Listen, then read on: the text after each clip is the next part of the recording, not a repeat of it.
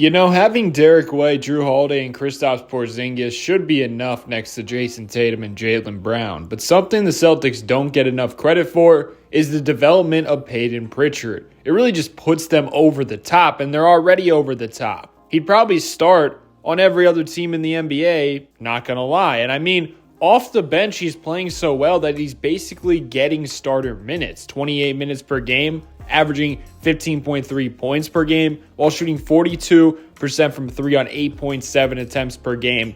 That's insane because listen to this. Throughout NBA history, only Steph Curry, Klay Thompson, Damian Lillard have shot at least 40% for an entire season on 9+ threes per game. And yesterday, the two best teams in the Eastern Conference record-wise faced off. It got close in the fourth quarter. The Celtics went on a run. And guess who gets the shot that would cap off the run and really mentally hurt the Cavaliers? Yes, Payton Pritchard. The crowd erupts. Such a clutch momentum shot right there. And he does that consistently throughout the season. And think about it. You got Derek White, Jason Tatum, and Jaylen Brown on the court. So naturally, as a defense, you say to yourself, I'll live with the other two beating us. The problem is Payton Pritchard hits big shots and is arguably the best three-point shooter on the team, especially off the catch. It's truly unfair to have him playing like this considering the other talent on the team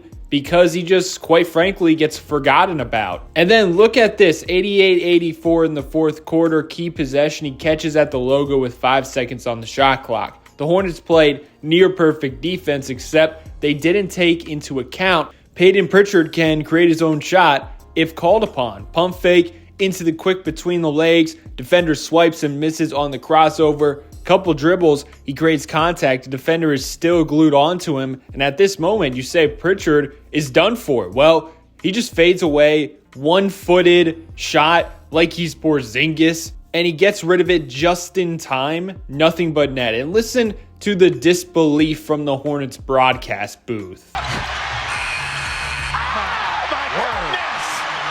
And notice defenses have so much respect for his jumper. On that Hornets play, look at where he is on the court. He's pump faking from near logo, and the defender still bites. The same story here. I mean, he's well beyond the three-point line, and Kuminga is still biting. Now it's an easy blow-by. The fear of his shot sets up everything else for him. Now he's in the painted region. Notice the high IQ push-off. Refs don't call it. Now he's right into the fadeaway jumper. Too easy.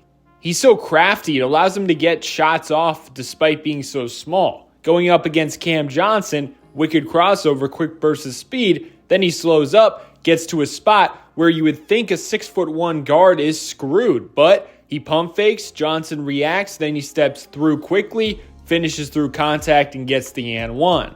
And do you guys realize over his career from 0 to 3 feet from the basket, he's shooting 68.5%.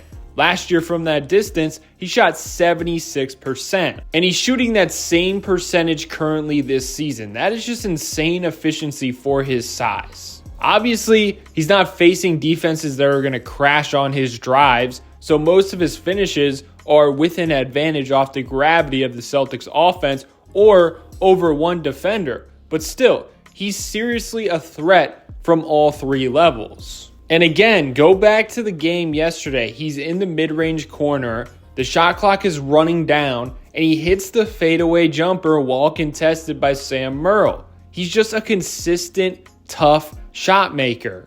He's so comfy, shooting well beyond the three-point line as well. This shot is from 34 feet away from the basket.